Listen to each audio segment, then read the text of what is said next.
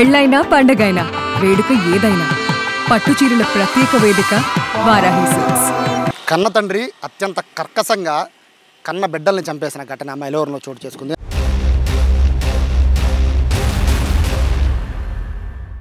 ఆ వెనకాల కనబడుతున్న ఇంట్లో అది కూడా వాళ్ళిద్దరిని హత్య చేయడం అంటే అత్యంత దారుణంగా కిరాతకంగా చంపేశాడు. అసలు కన్న తండ్రి ఎందుకు చంపాడు అనే విషయం ప్రస్తుతం అయితే పోలీసులు ఎంక్వైరీ చేస్తున్నారు. కానీ ఆ ఘటన వింటూ ఉంటే నిజంగా అందరి హృదయాలు కూడా ద్రవించేస్తున్నాయి. ప్రస్తుతం మనం చూస్తున్న ఇల్లు ఏదైతే ఉందో ఇదే ఇంట్లో వారం క్రితం అంటే జరిగిన సిచ్యువేషన్ కరెక్ట్గా చెప్పాలంటే నిన్న వాళ్ళ తాత ఎవరైతే పిల్లల తాత ఉన్నాడో వాళ్ళ తాత వచ్చి పిల్లలు కనబడడం లేదంటని తలుపులు తాళం వేస్తుంటే ప్రతిరోజు వస్తుంటే కనబడట్లేదంటని చూద్దాము ఇక్కడేదో స్మెల్ వస్తుందని చెప్పి ఆ కిటికీ తీశారు. ఆ కిటికీ తీయగానే అందులో ఇద్దరు పిల్లలు కూడా లోపల నిర్జీవంగా పడి ఉన్నారు. సో ఆ తాతకి డౌట్ వచ్చి అది పిల్లలా కాదా అని చెక్ చేసుకోవడం కోసం చుట్టుపక్కల వాళ్ళు సహాయం చేసుకుని తలుపు పగలు కొడితే అక్కడ చిన్నపిల్లలు ఇద్దరు ఉన్నారు. 5th క్లాసు అలాగే 6th క్లాసు చదివే ఇద్దరు పిల్లలు ఉన్నారు. అయితే ఇక్కడ జరిగిన ఘటన పోలీసులు ఎంక్వైరీ చేసిన దాని ప్రకారం అయితే కన్న తండ్రి ఆదివారం రోజు అతని పుట్టినరోజు పిల్లలకి పార్టీ ఇస్తానని చెప్పి కన్న తల్లి ఇక్కడ ఉండట్లేదు, ఆవిడ బహ్రెయిన్లో పనిచేస్తున్నారు. అక్కడి నుంచి ఆవిడ డబ్బులు పంపిస్తే ఇక్కడ కన్న తండ్రి ఆ పిల్లలకి పార్టీ ఇప్పిస్తానని చెప్పి డబ్బులు తీసుకుని పిల్లలకి మరి ఆ రోజు ఏం జరిగిందో తెలియదు కానీ ఆ రోజు నుంచి అంటే పోయిన ఆదివారం రోజు అతని పుట్టినరోజు నాడు పిల్లలకి ఆ రోజు అన్నీ కొనిపిస్తానని చెప్పి డబ్బులు తీసుకుని ఆ రోజు సాయంత్రం ఇంటి దగ్గర ఈ విధంగా తలుపేసుకుని ఇంటి దగ్గర నుంచి తండ్రి వెళ్ళిపోయాడు. అయితే తండ్రి వెళ్ళిపోయాడు. ఇక చుట్టుపక్కల వాళ్ళంతా కూడా ఊరు వెళ్తున్నాము అని చెప్పి ఒక కథ అల్లాడు. అయితే నిజంగా చుట్టుపక్కల వాళ్ళందరూ కూడా నిజంగా ఫ్యామిలీ అంతా ఊరు వెళ్తుందేమో తల్లి దగ్గరికి వీళ్ళందరూ వెళ్తున్నారేమో అని భావించారు తప్ప ఈ విధంగా ఎంత కిరాతకం ఇక్కడ జరుగుతుందని చెప్పి ఎవరు ఊహించుకోలేకపోయారు. తాళం వేసున్న ఇల్లు 5 రోజులు బట్టి తాళం వేసి ఉండడంతో తల్లికి బర్త్డే రోజు తన భర్తకి కాల్ చేసిన పిల్లల తల్లి ఆ తర్వాత నుంచి కూడా ఫోన్లు ఎత్తకపోయేసరికి పిల్లలతో మాట్లాడాలని పదే ట్రై చేసినా కూడా ఏమాత్రం కూడా ఇక్కడ పిల్లలతో మాట్లాడే పరిస్థితి లేకపోవడంతో చుట్టుపక్కల వాళ్ళకి ఫోన్ చేద్దామన్నా కూడా బహ్రెయిన్లో ఉన్నప్పుడు వీళ్ళని ఏ టైంలో ఇబ్బంది పెట్టడం ఎందుకని అని ఆవిడ భావించడం లేదో తెలియదు. కానీ మొత్తం మీద తాళం వేసేసి అతను వెళ్ళిపోయాడు. కానీ పిల్లలిద్దరూ కూడా 5 రోజుల తర్వాత దుర్వాసన ఈ మొత్తం చుట్టుపక్కలంతా కూడా దారుణమైన వాసన రావడంతో తలుపులు పగలగొట్టి తాత ద్వారా విషయం తెలిసింది. బయటకు వచ్చి చూసి లోపలికి వచ్చి చూస్తే ఇద్దరు పిల్లలు కూడా విగత జీవులుగా పడున్నారు. ఆ వీడియో ఉంది కానీ అసలు ఆ వీడియో చూస్తే మీరు చాలా సున్నిత మనసులు ఏమాత్రం తట్టుకోలేరు. సో ఆ వీడియో వేయలేకపోతున్నాము కానీ చాలా దారుణంగా ఉంది. లోపల ఇద్దరు చిన్నపిల్లలు తన తండ్రి బర్త్డే రోజు సరదాగా మమ్మల్ని బయటికి తీసుకెళ్తారని పిల్లలు అనుకున్నారు కానీ తన తండ్రి తమ పాలిట మృత్యుపాసంగా మారతాడని పిల్లలు ఊహించుకోలేని పరిస్థితి కనబడుతోంది. ప్రస్తుతం అయితే పిల్లల పోస్ట్ మార్టం అయితే జరుగుతున్న నేపథ్యంలో రెగ్యులర్గా ఇక్కడికి వచ్చి పిల్లలు పక్కనే కాబట్టి ఇక్కడికి వచ్చి రెగ్యులర్గా ఇక్కడ చిన్న తినుబండారాలు కొనుక్కుంటూ ఉంటారు. వీళ్ళు కూడా పిల్లలతో చాలా సరదాగా గడుపుతూ ఉంటారు. మా నమస్తే, ఈ పిల్లలు ఎప్పుడు కనబడారు మీకు లాస్ట్?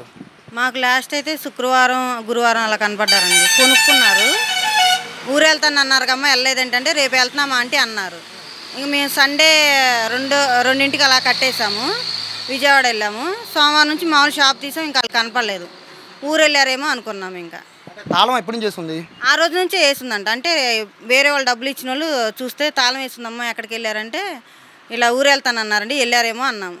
ఇంకా వాళ్ళ తాతగారు కూడా వచ్చి ఎక్కడికి వెళ్ళారమ్మా తాళం వేస్తుందంటే ఊరు వెళ్తానన్నారండి, వెళ్ళారేమో అని అదే చెప్తున్నా. వాళ్ళు చెప్పిన మాట ఇంకా నేను అదే అనుకొని. ఎలా తెలిసింది విషయం? అంటే ఇద్దరు పిల్లలు చాలా సరదాగా ఉండేవాళ్ళు అని తెలిసింది కదా, ఎలా తెలిసింది విషయం మీకు? మాకంటే వాళ్ళ తాతగారు వచ్చి రోజు అడుగుతున్నారు. నిన్న కరెక్ట్గా 1 గంటకు అలా వచ్చారు. అమ్మ వచ్చారంటే నాకు తెలియదంటే నాకైతే కనపడలేదంటే చూశాడు. స్మెల్ వచ్చిందంట. వెనక నుంచి కిటికీ తోసేసేపటికి పిల్లలు ఉన్నారంట లోపల. ఆయన కర్రతో ఇలా నెట్టితే ఏం సోయలేదంటే ఏడుస్తూ వస్తే మా వెనకాల కుర్రోళ్ళు ఇద్దరు వచ్చి తలుపు నెట్టి చూడంగానే వాసన వచ్చేసింది. పిల్లలు ఇద్దరు అలా పడిపోయి ఉన్నారు. అందరూ బయటకు వచ్చేసాం. స్మెల్ బాగా వస్తుందని బయటకు వచ్చేసాం. తాళం వేసున్న రోజు నుంచి అంటే తండ్రి ఆ రోజే ఇక్కడి నుంచి పరారు అయిపోయి ఉండాలి. అదే అనుకుంటున్నాం అండి. ఎందుకంటే ఉంటే ముగ్గురు ఉండాలి. ఆయన 2 పిల్లలే ఉన్నారు. మరి 2 పిల్లలు అంటే ఇక పిల్లల్ని ఏదో చేసి తాళం వేసి వెళ్ళిపోయారేమో అని అందరికీ అదే అనుకున్నారు. స్మెల్ చాలా దారుణంగా వస్తుంది. అంటే బాడీలు తీసి పోస్ట్ మార్టం చేస్తున్నా కూడా ఇక్కడికి స్మెల్ ఇంకా వస్తుంది కదా, అంటే మీకే అనుమానం రాలేదు ఎంత దారుణంగా స్మెల్ వస్తుందని? అంటే నిన్నటి నుంచే స్మెల్ వచ్చింది మాకు. మేము ఏదన్నా చనిపోయిందేమో పందికొక్కలు అలా కుక్కలు ఉన్నాయి కదా అని తీసుకొచ్చాము. మొత్తం చూసుకుంటూ వచ్చాము. ఏం కనపడలా. ఇంకా ఆయన వచ్చాకే తలుపు తీయగానే ఇంకా బాగా ఎక్కువ వచ్చేసింది. ఇంకా కుర్రోళ్ళు వీళ్ళందరూ ఏడుస్తుంటే ఈయన ఏంటి ఏడుస్తుంటే పిల్లలు లోపలే ఉన్నారు అనేప్పటికీ తలుపులు పగలగొట్టేశారు. బాగా స్మెల్ వచ్చేసింది. పిల్లలు కూడా ఉబ్బిపోయి ఉన్నారు. మేము కూడా భయం వేసి చూడలేదు. ఇంకా పిల్లలు చాలా సరదాగా ఆడుకుంటూ ఉంటారు, బాగా చదువుతారని కూడా తెలిసింది కదండి.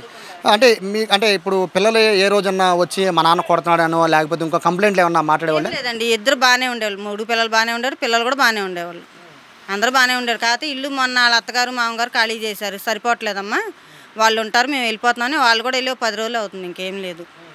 అసలు అలా చేస్తారని కూడా అంత ఎక్స్పెక్ట్ చేయలేదు అలా అవుద్దని. ఎందుకంటే వాళ్ళ గొడవలు ఏం లేవు, ఊరు వెళ్తానన్నారు. ఆ అమ్మాయి కూడా వేరే దేశంకి వెళ్ళింది అన్నారు, కానీ ఇప్పుడు ఇది జరిగాకే తెలిసింది ఆమె ఇక్కడ లేదని. ఈయన చూస్తే ఊరు వెళ్తానన్నారు, ఇంతలోకి ఏమైందో మరి ఆ అబ్బాయి అలా చేశాడు.